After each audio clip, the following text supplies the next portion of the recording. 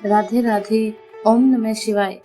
आप सभी भक्तों का स्वागत है हमारी एक और नई वीडियो में। आज हम सुनेंगे सोमवार व्रत कथा।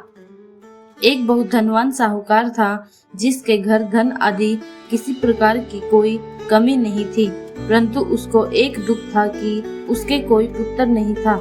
वह इसी चिंता में रात दिन रहता था। वह पुत्र की कामना के लिए प्रति सोमवार को शिव जी का व्रत और पूजन किया करता था तथा शाम को शिव मंदिर में जाकर शिव जी के श्री विग्रह के सामने दीपक जलाया करता था। उसके इस भक्ति भाव को देखकर एक समय पार्वती जी ने शिव जी महाराज से कहा कि महाराज, यह साहूकार आपका इतना बड़ा भक्त है और सदैव आपका व्रत एवं पूजन बड़ी श्रद्धा से करता है, इसकी मनोकामना पूर्ण करनी चाहिए। शिव जी ने कहा, हे पार्वती, यह संसार कर्म क्षेत्र है। जैसे किसान खेत में बीज बोता है वैसा ही फल काटता है, उसी तरह संसार में जो जैसा कर्म करते हैं वैसा ही फल भोगते हैं। पार्वती जी ने अत्यंत आग्रह से कहा, महाराज, जब यह आपका इतना बड़ा भक्त है और इसको अगर किसी प्रकार का दुख है तो उसको अवश्य दूर करना चाहिए, क्योंकि आप सदैव अपने भक्तों पर दयालु होते हैं और उनके दुखों को दूर करते हैं। यदि आप ऐसा नहीं करेंगे तो मनुष्य आपकी सेवा तथा व्रत क्यों करेंगे। पार्वती जी का ऐसा आग्रह देख शिवजी महाराज कहने लगे, हे पार्वती, इसके कोई पुत्र नहीं है। इसी चिंता में यह अति दुखी रहता है। इसके भाग्य में पुत्र न होने पर भी मैं इसको पुत्र की प्राप्ति का वर देता हूँ, परंतु उसका पुत्र केवल 12 वर्ष तक जीवित रहेगा। इसके पश्चात वह मृत्यु को प्राप्त हो जाएगा। इससे अधिक मैं और कुछ इसके लिए नहीं कर सकता। ये सब बातें साहूकार सुन रहा था। इससे उसको न तो खुशी हुई और न ही कोई दुख हुआ। वह पहले जैसा ही शिवजी महाराज का व्रत और पूजन करता रहा। कुछ समय बीत जाने पर साहूकार की पत्नी गर्भवती हुई और 10वें महीने उसके गर्भ से अति सुंदर पुत्र की प्राप्ति हुई। साहूकार के घर में बहुत खुशी मनाई गई, परंतु साहूकार ने उसकी केवल 12 वर्ष की आयु जान कोई अधिक प्रसन्नता प्रकट नहीं की और न ही किसी को भेद बताया। जब वह बालक 11 वर्ष का हो गया तो उस बालक की माता ने उसके पिता से विवाह आदि के लिए कहा, तो वह साहूकार कहने लगा कि अभी मैं इसका विवाह नहीं करूंगा, अपने पुत्र को काशी जी पढ़ने के लिए भेजूंगा।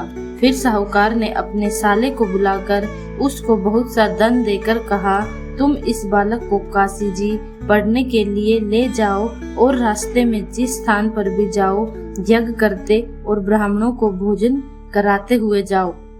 वे दोनों मामा भांजे यज्ञ करते और ब्राह्मणों को भोजन कराते जा रहे थे। रास्ते में एक शहर आया। उस शहर में राजा की कन्या का विवाह था और दूसरे राजा का लड़का जो विवाह के लिए बारात लेकर आया था वह एक आंख से काना था। उसके पिता को इस बात की बड़ी चिंता थी कि कहीं वर को देख कन्या के माता पिता विवाह में किसी प्रकार का अड़चन पैदा न कर दे। इस कारण जब उसने अति सुंदर सेठ के लड़के को देखा तो मन में विचार किया कि क्यों न दरवाजे के समय इस लड़के से वर का काम चलाया जाए। ऐसा विचार कर वर के पिता ने उस लड़के के मामा से बात की तो वे राजी हो गए। उस लड़के को वर के कपड़े पहना तथा घोड़ी पर चढ़ा दरवाजे पर ले गए और सब कार्य प्रसन्नता से पूर्ण हो गया। वर के पिता ने सोचा कि यदि विवाह कार्य भी इसी लड़के से करा लिया जाए तो क्या बुराई है। ऐसा विचार करके लड़के और उसके मामा से कहा, यदि आप फेरों और कन्यादान के काम को भी करा दे तो आपकी बड़ी कृपा होगी। मैं इसके बदले आपको बहुत अधिक धन दूंगा। और उन्होंने स्वीकार कर लिया। विवाह कार्य भी बहुत अच्छी तरह से संपन्न हो गया।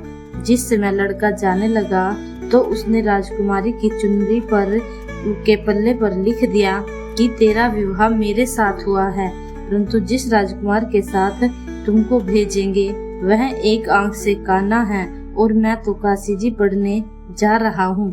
लड़के के जाने के पश्चात उस राजकुमार ने जब अपनी चुंदड़ी पर ऐसा लिखा हुआ पाया तो उसने राजकुमार के साथ जाने से मना कर दिया और कहा कि यह मेरा पति नहीं है, मेरा विवाह इसके साथ नहीं हुआ है, वह तो काशी जी पढ़ने गया है।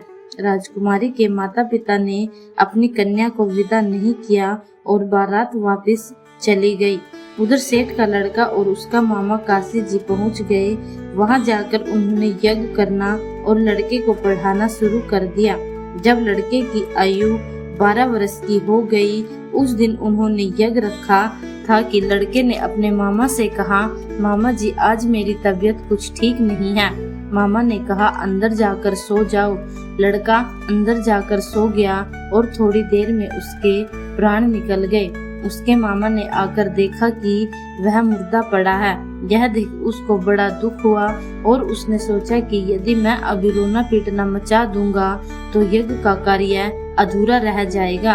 अतः उसने जल्दी से यज्ञ का कार्य समाप्त कर ब्राह्मणों के जाने के बाद रोना आरंभ कर दिया। संयोगवश उसी समय शिव पार्वती उधर से जा रहे थे।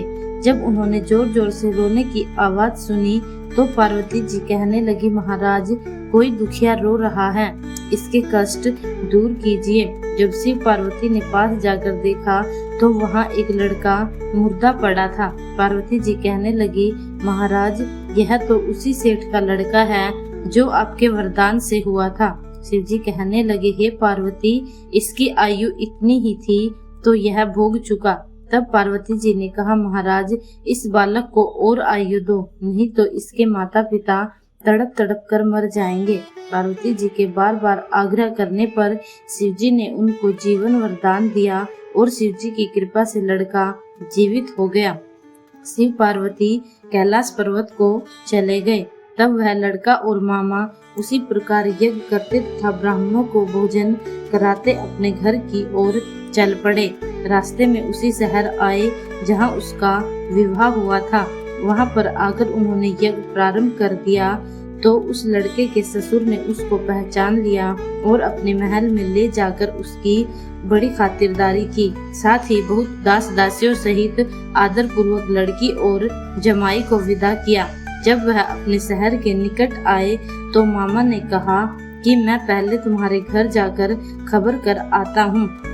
जब उस लड़के का मामा घर पहुँचा तो लड़के के माता पिता घर की छत पर बैठे थे और यह प्रण कर रखा था कि यदि हमारा पुत्र सकुशल लौट आया तो हम राजी खुशी नीचे आ जाएंगे, नहीं तो छत से गिरकर अपने प्राण खो देंगे। इतने में उस लड़के के मामा ने आकर यह समाचार दिया कि आपका पुत्र आ गया है, पर उनको विश्वास नहीं हुआ। तब उसके मामा ने शपथ दी और कहा कि आपका पुत्र स्त्री के साथ बहुत सारा धन लेकर आया है। तो सेठ ने आनंद पूर्वक उसका स्वागत किया और बड़ी खुशी के साथ रहने लगा। इसी प्रकार जो कोई भी सोमवार के व्रत धारण करता है अथवा इस कथा को पढ़ता या सुनता है, महादेव उसकी समस्त मनोकामनाएं अवश्य पूरी करते हैं। अगर आपको यह वीडियो अच्छी लगी हो तो वीडियो को लाइक करें, चैनल को सब्सक्राइब करें और कमेंट में हर हर महादेव जरूर लिखें। हर हर महादेव।